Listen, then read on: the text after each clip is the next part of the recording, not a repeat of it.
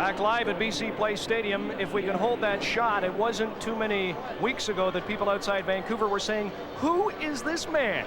Maybe you're still saying that as you look in across the country this afternoon. His name is Darren Flutie, and of course Darren Flutie had the catch 1 week ago today at McMahon Stadium to deny the Calgary Stampeders another trip to the Grey Cup. And let me tell you, he is no longer known as the forgotten man in the Flutie family from Massachusetts.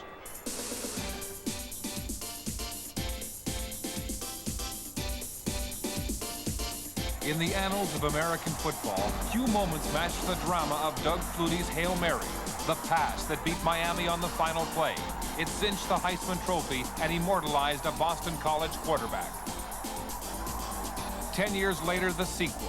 A Flutie was going to the Grey Cup, but few expected it would be Darren until he made the catch. Touchdown Lions! BC's going to the Grey Cup! Instantly, Darren stepped out of Doug's shadow. Well, Doug Flutie beaten again, this time by his brother. I felt for him a little bit, and I caught myself feeling bad for him, and I said, I can't feel bad for him. I've been on the other end of this way too many times.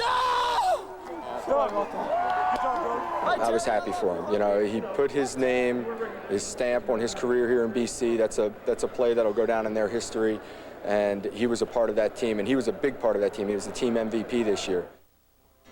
Darren is the youngest of 3 Flutie brothers. He was always tagging along in a sports-minded family. Darren probably took the biggest abuse because he was the smallest. Oh, come on. So we were always pounding on Darren, so he always had to get a little tougher. At every stage of Darren's football career, he had to live up to Doug's reputation. Right from high school, Doug was the star, but Darren's teams were better. We never won a state championship in high school. We won 2 straight state championships, something like 46 straight football games, and we were like 10th in the nation. We a very accomplished high school football team. Darren followed Doug to Boston College, where his brother was a football icon, and threw him his first pass as a freshman. Darren would go on to set receiving records, but still, he toiled in his brother's shadow. And it's not that I ever look for, you know, accolades or anyone to pat me on the back and say, good job. It's just constantly being reminded that Doug's my older brother isn't, you know, how I want to spend my days. So in Boston, I can't go around without someone come up to me and say, how's Doug doing? What's up with Doug? And I don't know. I don't know what's up with Doug all the time. But Doug's name opened doors. Darren joined him in BC in 1991. They played only 8 games together with the Lions before Doug was lured to Calgary in a multi-million-dollar deal. It was Darren's chance now to establish his own identity.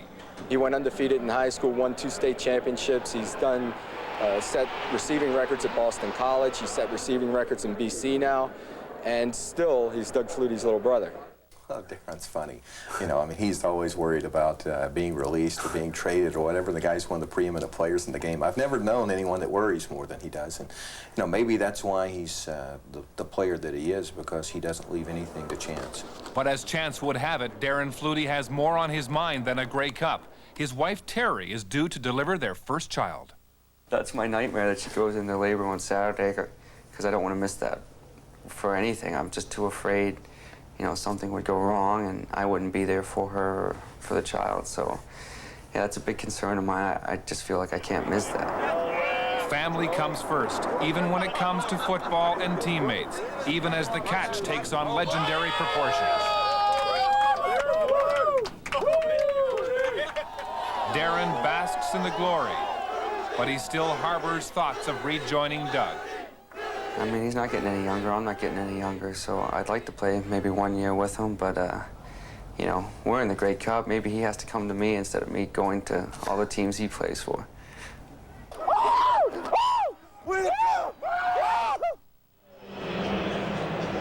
I tell you what, when a Flutie came west to British Columbia in 1990, it was Doug. 4 years later, it's number 82. Darren Flutie owns this city.